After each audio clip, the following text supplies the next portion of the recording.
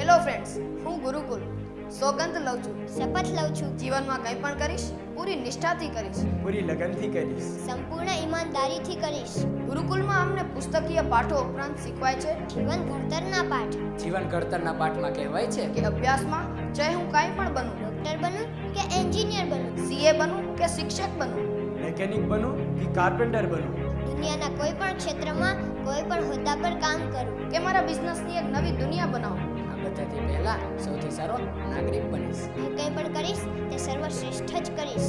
જો દરેક નાગરિક આ વાતને ફોલો કરે તો ભારત દેશને દુનિયાનો સર્વોચ્ચ દેશ બનતા કોઈ નહીં રોકી શકે.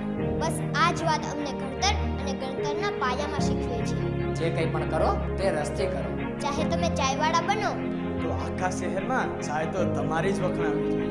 તમારી જ ચાયથી દિવસની શરૂઆત થવી જોઈએ.